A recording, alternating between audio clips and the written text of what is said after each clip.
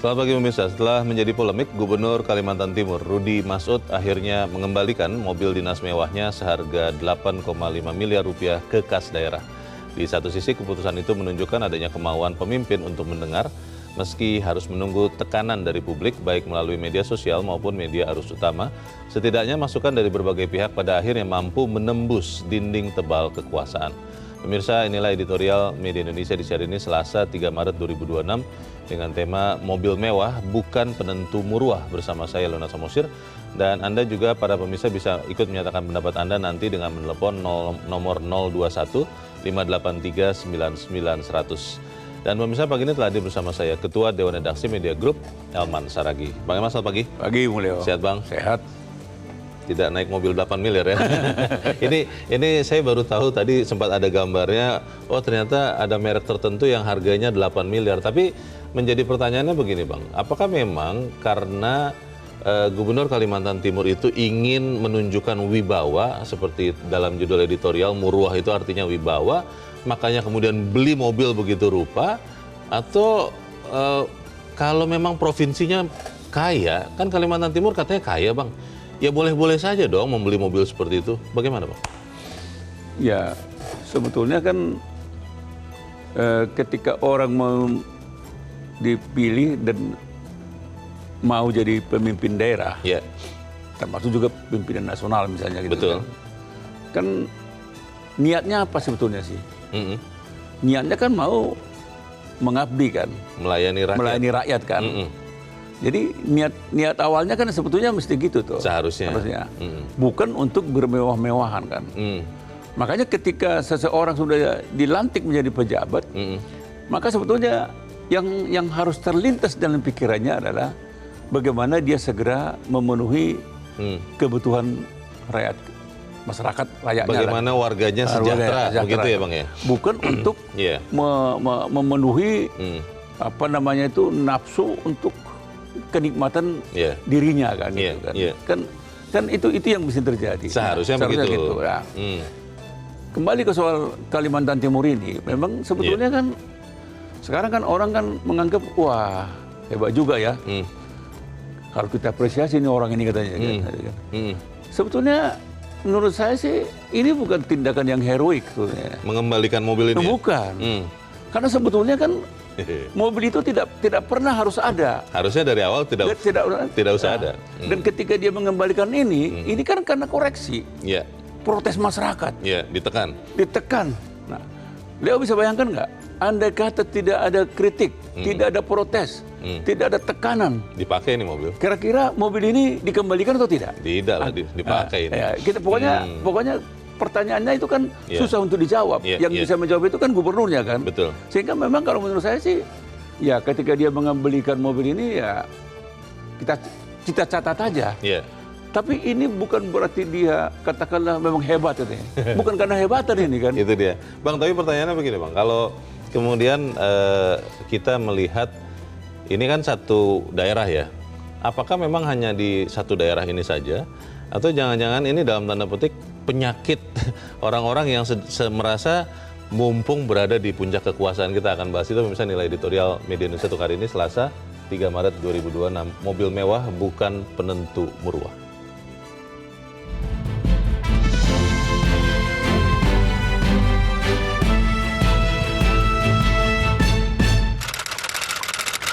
Mobil mewah bukan penentu muruah.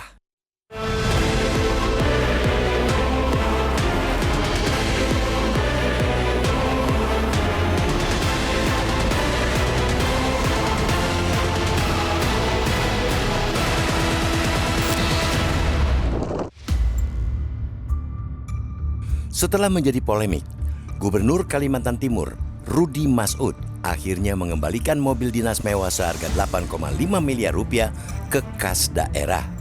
Di satu sisi, keputusan itu menunjukkan adanya kemauan pemimpin untuk mendengar. Meskipun harus menunggu tekanan dari publik, baik melalui media sosial maupun media arus utama, setidaknya masukan dari berbagai pihak pada akhirnya mampu menembus dinding tebal kekuasaan. Namun, di sisi lain, kejadian itu menyisakan praduga kuat perihal absennya nalar empati seorang pemimpin kepada rakyat. Bayangkan, ketika baru saja menduduki kursi kekuasaan, hal pertama yang terlintas di benak gubernur justru kemewahan tunggangan, bukan beban hidup rakyatnya. Inilah potret buram yang memperlihatkan betapa tipisnya batas antara fasilitas negara dan syahwat kemewahan di kalangan pejabat. Sebelum episode pengembalian mobil dinas itu muncul, publik, terutama warga Kaltim, memang sempat dibuat terperangah. Di tengah upaya daerah membangun infrastruktur dan membenahi kesejahteraan, muncul pengadaan kendaraan operasional dengan angka yang fantastis. Angka 8,5 miliar rupiah untuk satu unit kendaraan tidak saja menjadi jumlah yang terlalu menembus langit, tapi juga menampar warga Kaltim. Di provinsi yang dijuluki lumbung energi itu, kekayaan alam yang melimpah belum sepenuhnya linier dengan kesejahteraan merata.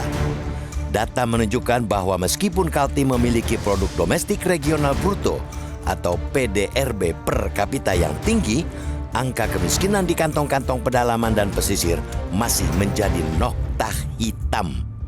Ironisnya, dalam situasi seperti itu, pemerintah daerah malah mengalokasikan 8,5 miliar rupiah hanya untuk satu unit mobil dinas gubernur. Padahal semestinya uang sebanyak itu bisa lebih memberikan manfaat kepada rakyat jika dikonversi menjadi ribuan paket beasiswa, puluhan kilometer perbaikan jalan desa, atau fasilitas kesehatan di pelosok yang lebih memadai.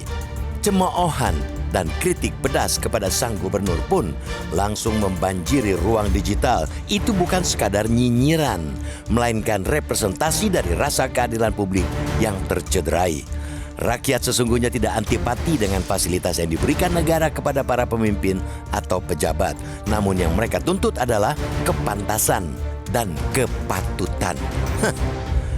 Ketika seorang pejabat memilih tunggangan yang harganya selangit, ia tidak sadar bahwa sebenarnya sedang membangun tembok tinggi antara dirinya dan rakyat. Pagar kebanggaan akan murwah daerah dibangun kelewat tinggi, sementara realitas pahit warga ada di akar rumput. Betul bahwa kita patut memberikan kredit poin pada Rudy Masud yang akhirnya meralat keputusannya setelah menerima masukan dari berbagai pihak. Dalam politik, mengakui kekeliruan dan melakukan koreksi ialah langkah yang jauh lebih terhormat daripada bersikap seolah paling benar. Namun, kepemimpinan yang responsif semestinya tidak perlu menunggu teriakan publik terlebih dahulu. Seorang pemimpin sejatinya mesti memiliki radar etika yang tajam. Ia juga harus mempunyai sense of crisis. Semestinya pula ia tidak secara provokatif bermewah-mewah di saat masih banyak rakyatnya bergelimang susah. Sejujurnya, murwah seorang kepala daerah tidak ditentukan oleh kemewahan kendaraan yang ia tumpangi, tetapi oleh kedalaman empati terhadap nasib rakyat. Peristiwa di Kaltim harus menjadi pelajaran amat berharga bagi seluruh pemimpin di negeri ini. Saat ini kita sedang berada dalam fase ketika transparansi adalah sesuatu yang mutlak dan kontrol sosial adalah keniscayaan. Siapapun pemimpin, jangan bermain-main dengan rakyat karena rakyat sedang dan akan terus mengawasi setiap rupiah yang mengalir dari keringat mereka. Ini juga harus menjadi cermin bagi kepala daerah lain di seluruh Indonesia agar lebih mawas diri dalam menggunakan anggaran negara. Mereka mesti mendorong sistem pengawasan anggaran yang lebih ketat agar pengadaan barang yang nirempati, serupa kasus pengadaan mobil dinas mewah di Kaltim, tidak lolos sejak tahap perencanaan.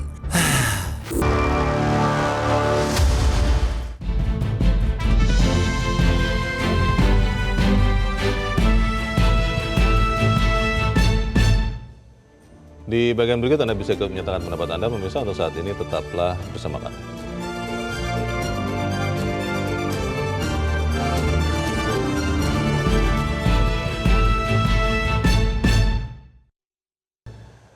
Terima kasih Anda masih bersama kami, pemirsa. Dan sekarang kita akan mendengarkan dulu Bang Elman pendapat dari pemirsa Metro TV. Kali ini dari Manokwari, Papua Barat, ada Pak Max. Pak Max, selamat pagi. Selamat pagi Bung Leo, selamat pagi Bung Herman. Selamat pagi. Bagaimana Pak pendapat Anda Pak? Silakan Pak.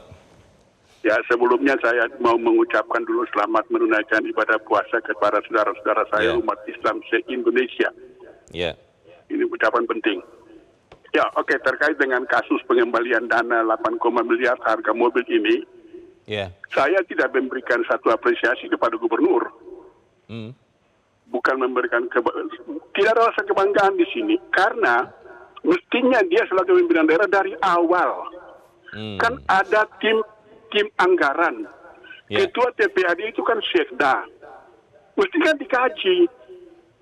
Nah, ketika naik sampai ke dia persetujuan tanda tangan itu, program anggaran itu tahun 2026 atau 2025 perubahan itu kan, kunci terakhir kan di gubernur. Kalau dia punya kepekaan yang tinggi terhadap kondisi negara saat ini, warga yang sedang sekarat, termasuk saya juga sedang sekarat. Ya, tapi tidak ada urusannya dengan Kalimantan Timur. Tapi kan saya yakin warga Kalimantan Timur sedang sekarat akibat dengan segala macam program yang digulirkan saat ini. Dana terkuras 230 triliun. Itu kan harus dilihat. Jadi sebenarnya harusnya dari awal jangan sampai ada kejadian seperti ini. Itu maksud Pak Max ya? Iya. Betul. Kan Baik. ada tim anggaran yang disebut tim TPAD. Iya, ya itu kan? yang harusnya dipikirkan dari Ketuanya awal. Sekda.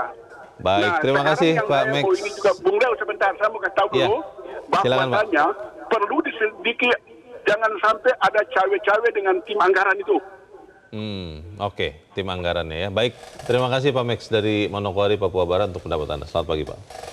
Jangan sampai ada cawe-cawe dengan tim anggarannya. Ini memang ada tendensi cawe-cawe di kejadian di Kalimantan Timur itu, Bang? Ya, kalau kita dengar penjelasannya Pak Max itu kan, kan sebetulnya kan pagu anggaran untuk mobil dinas itu kan pasti ada kan? Ada.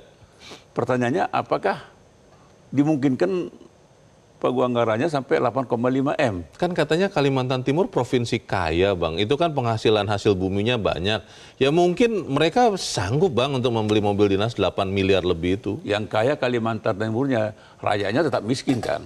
Oh iya. Nah, jadi ini tuh nah, persoalannya kan pertanyaannya, apakah anggaran mobil dinas itu memang sampai 8,5 M? Itu standar nggak itu kan gitu kan? Oke. Nah, gitu aja. Nah, berarti kan kalau itu tidak standar, tadi kan Pak Max kan bertanya kan, pertanyaannya sebetulnya bagaimana bisa menjadi 8,5 M? Nah, ini mestinya kasus ini tetap harus diusut. Bagaimana jadinya sampai 8,5 M itu? Meskipun mobil sudah dikembalikan. Meskipun mobil sudah dikembalikan, tetapi perlu diusut dulu. Iya, dievaluasi ya. Dievaluasi dulu. Kenapa bisa sampai 8,5 M? Apa yang terjadi ini? Kenapa mulus saja begitu ya? Kenapa mulus saja? Penganggaran ini. Penganggarannya ini kan. Oke. Nah, apakah ada katakanlah tanda kutip bermain atau apa kan itu kan? Nah, ini kan perlu penjelasan. Kita tidak curiga, tapi perlu kejelasan ini. Kedua, memang ini kan sebetulnya kan buat kepala daerah dimanapun. Apa yang terjadi terhadap Kalimantan Timur ini kan harus menjadi pelajaran pahit kan itu kan. Peringatan ya. Peringatan alarm kan itu kan. Karena apa? Ini kan menyangkut soal kepatutan dan kepantasan. Ini sebetulnya kan seorang diangkat menjadi kepala daerah. Pertama dan paling utama yang tetap melekat dalam dirinya adalah soal kepatutan dan kepantasan. Mestinya kepala daerah misalnya Gubernur Kalimantan Timur ini kan mestinya kan bertanya, patut nggak mobil saya 8,5 M? Kalau pantas mungkin pantas. Tapi patut nggak gitu kan? Dia harus bercermin kepada apa yang sekarang dirasakan oleh rakyat. Katakanlah misalnya jalan. Jalannya kan bopeng-bopeng. Ini gambarnya nih. Gambarnya kan ngeri kan. Mobilnya melewati jalan-jalan yang... Makanya terus mungkin juga fasilitas kesehatan masih buruk. Mungkin macam-macam lah kan. Jadi transportasi. Jadi kesejahteraan masyarakat juga masih perlu dikejar. Gitu. Sekolah-sekolah bagaimana kan itu yang semestinya harus menjadi titik awal daripada gubernur ini. Pertanyaannya Bang, setelah mobil ini dikembalikan, apakah kemudian kita bisa punya pengharapan bukan hanya di Kalimantan Timur, tapi di seluruh daerah di Indonesia, para pemimpin itu benar-benar punya hati. Kita harus jeda dahulu, pemirsa tetap bersama kami. Editorial Media Indonesia segera kembali.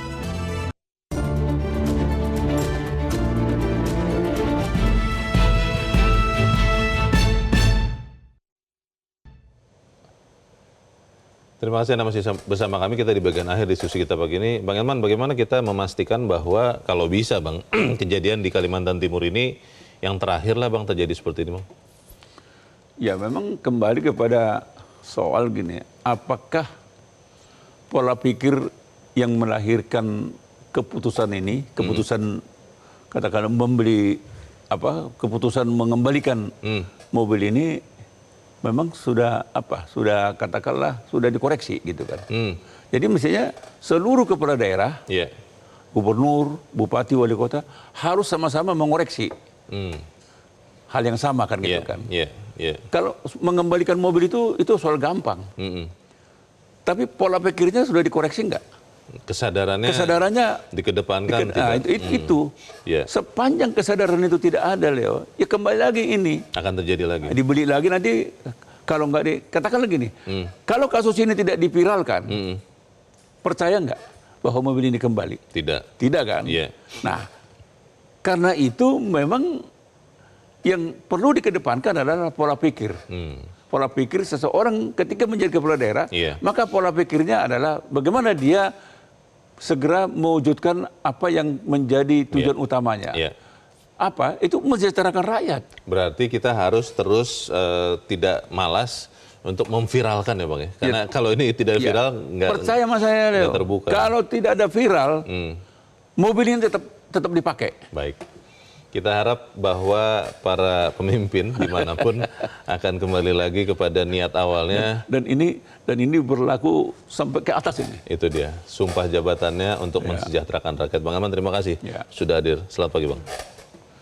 Pemirsa, kepala daerah di daerah lain di Indonesia harus melihat peristiwa ini dan mereka harus lebih mawas diri menggunakan anggaran negara. Mereka harus mendorong pengawasan anggaran yang lebih ketat agar pengadaan barang yang near empati seperti kasus pengadaan mobil dinas mewah di Kalimantan Timur tidak lolos sejak tahap perencanaan. Saya Leonard Samosi berterima kasih Anda sudah menyimak editorial Media Indonesia untuk pagi ini.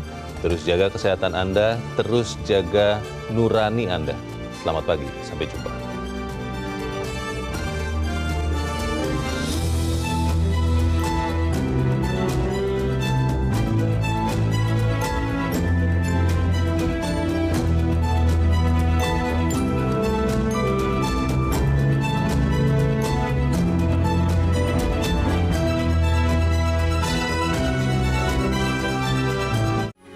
Metro TV.